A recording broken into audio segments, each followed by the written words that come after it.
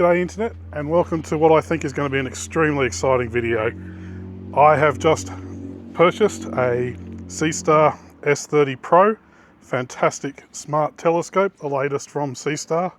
And tonight we've got a clear night. We do have a full moon, very bright moon, but I'm going to shoot away from it as much as I can, and I'm going to show you how simple this little system is to use and what kind of results you can get, A, straight out of the system just using your phone, and B, when you really go into it and post-process the files that it captures, which I can do. I've got full deep space setup, so I can do both, and I've got pretty good skills with both. It's early evening, sun's just about to set, we've got enough light. I'm going to take you through the gear, the setup, what I've purchased to help with this system, and then we'll switch over to imaging and I'll show you what targets I'm after once it gets dark. Right, let's get set up. So the first thing I've got here is the tripod setup itself. This is I want to call it budget carbon fiber tripod I've had for years, probably cost me 120 bucks. Just bought it off Amazon, nothing special. I then have an equatorial mount. I'm going to use the Seestar in EQ mode, which allows proper tracking of your subjects with the rotation of the sky, and allows longer exposures. It is windy, so I may have to limit those exposure lengths, but we'll see. I've also put on a rotating base here. Basically allows me, when I do the polar alignment, rather than playing around with, I find the adjustments here a little bit dinky. This allows me a lot quicker adjustment and a lot simpler setup. The Seestar in EQ mode, it's a little bit different to a normal telescope type setup in that it will point at the South Pole. Well, I'm in the Southern Hemisphere, so I'll be pointing it at the South Pole. I'll show you that once I've got it on the tripod. I then have a jump pack. While this has a battery built in and will run for, they say, about 6 hours, I'm running all night. I'm going to let this go, let it rip. So jump pack, that's a 70 amp hour lithium battery.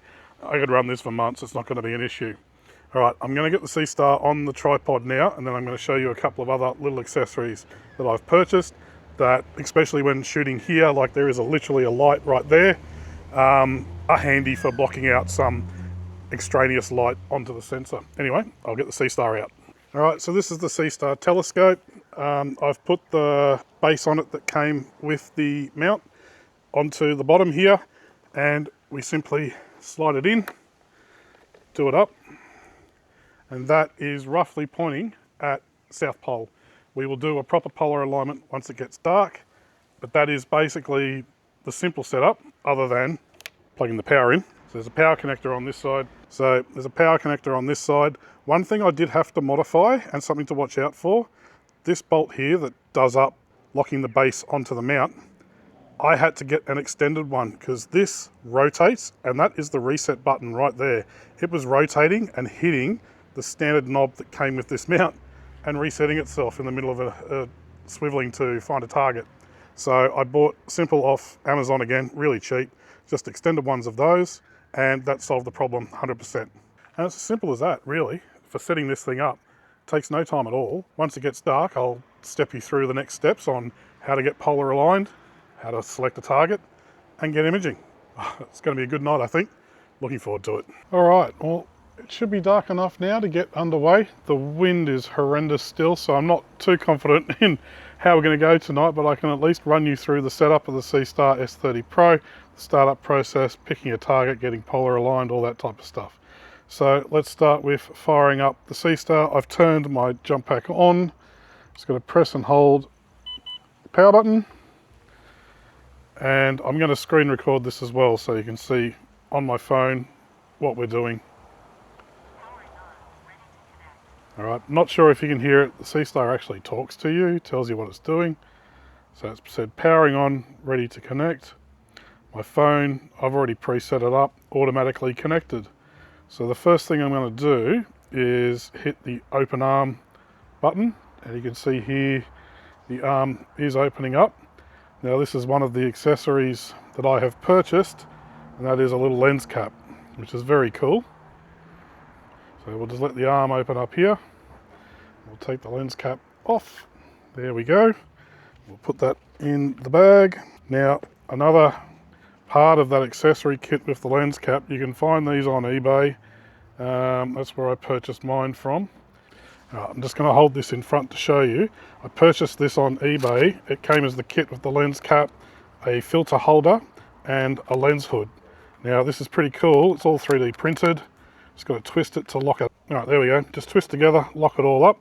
Then it attaches to the filter holder, just like that. Get that attached in. And then this is magnetic onto the Seestar itself and has a little keeper loop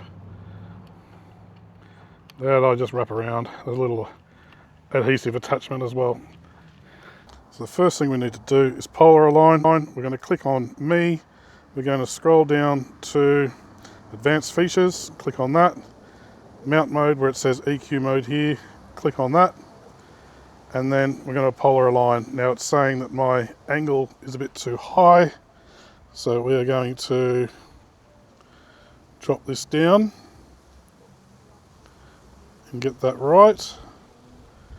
And I always like to finish with an upwards movement. All right, so that is good. Now we can, just going to make sure that that is fully tied up. Yep. All right, get polar align deviation. Going to select straight up. And this is now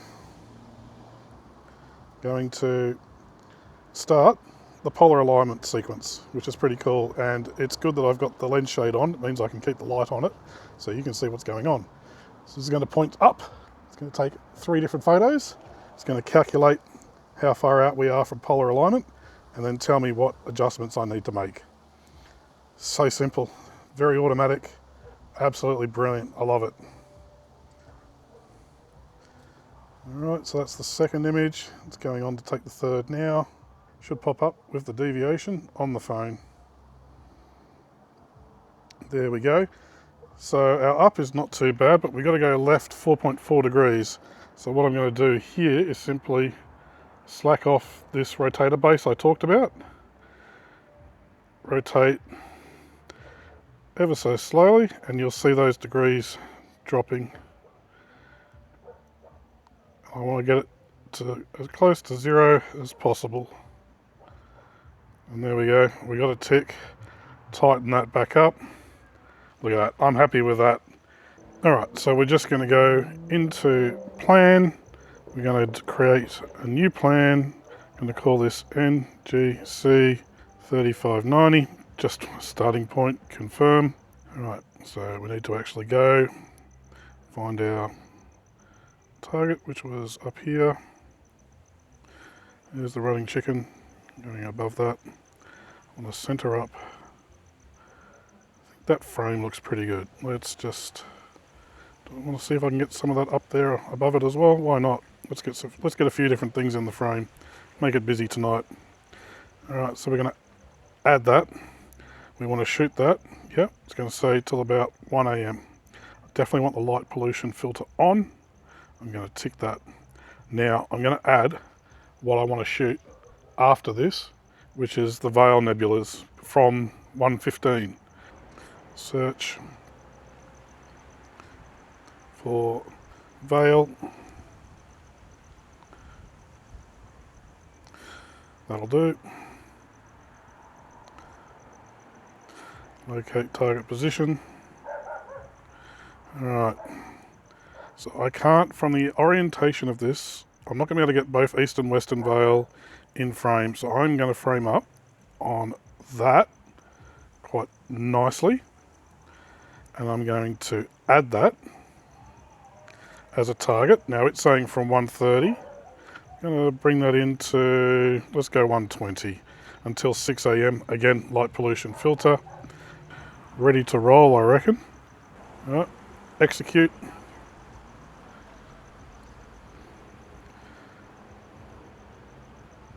So it's now going to locate the Statue of Liberty Nebula, the first frame we talked about. We go to our stargazing mode.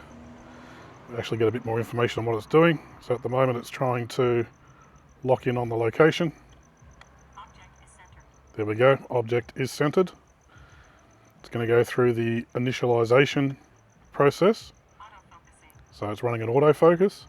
This is why I love smart telescopes. This little box is doing everything. Alright, autofocus is completed. So now it's taking images. And if I click the three dots up here, I can see I am on 60-second exposures and I am saving each frame. Very important, because I like to post-process rather than just rely on what this is doing in the machine. Although that's perfectly good, but it's pretty cool. It's so simple to set up, easy to use, portable, take it anywhere. I'm going to do some amazing things with this Seestar. I'm going to do nightscapes with it, all sorts of stuff. So if you're interested in any of that, be sure to subscribe to my channel so you don't miss it. We're just heading into really good winter and finally clear skies for the first time this year. So I plan to be out a lot, so make sure you watch. Also, leave a comment below if you're interested in watching some of the editing videos on how I edit these photos.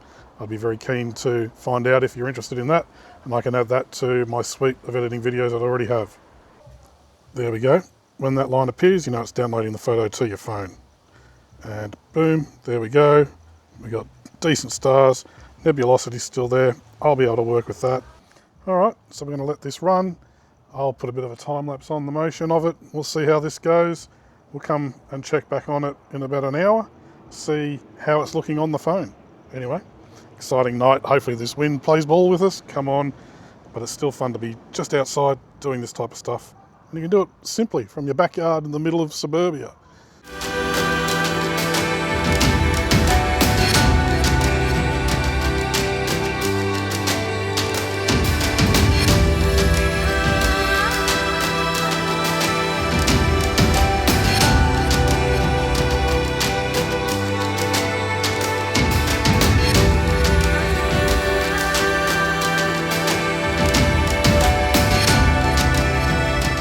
I'm going to say for 1 AM, it is frigging noisy out here. I've got dogs going, parties on, party goers walking past. Yeah, it's all happening. Okay, so we're finished on this target. Gonna head to the Vale Nebula now. I've got it framed up here and I'm just going to hit go to. And the Seestar is now going to hopefully find it, get a nice clear view of it. I'm excited about this. This is the first time I've actually shot this target.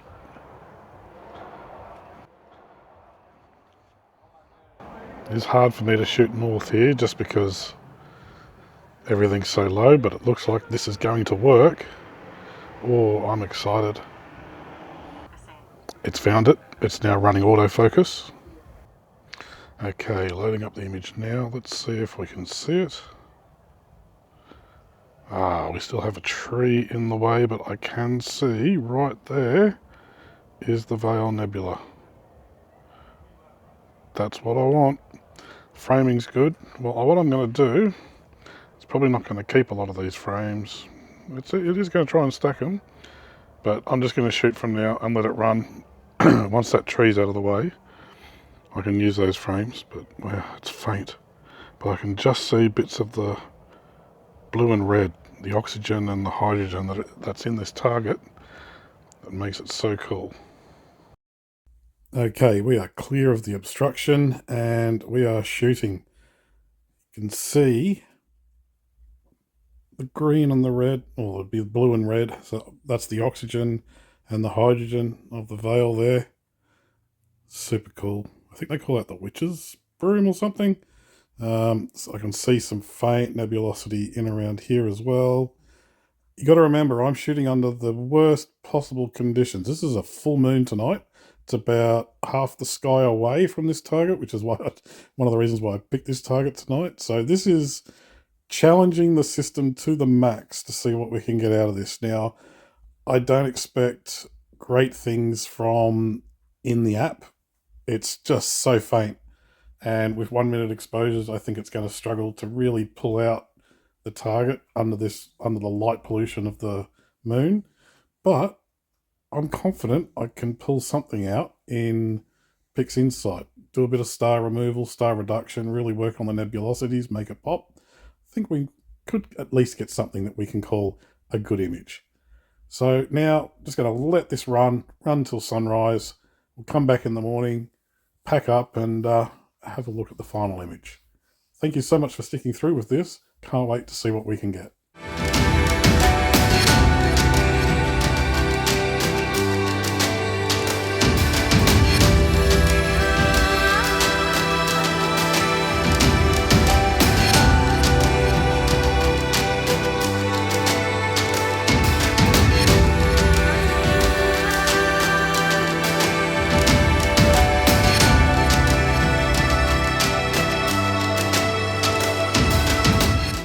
Alright, so it's the next morning. The Veil Nebula has been shot and done. I put it into a plan mode so that you get the end of sequence options. In this case, return to home, which closes the arm, gets it back in its starting orientation, and powers off. So this finished, I don't know, an hour or so ago. You can see the little dew shield just simply pops off and just hangs by the little attachment that you get. As you know, I use DXO software for a lot of my standard photo editing. If you're interested in purchasing any DXO software, I have a discount code, Murray Fox, that you can use in the DXO store for 15% off any of their software.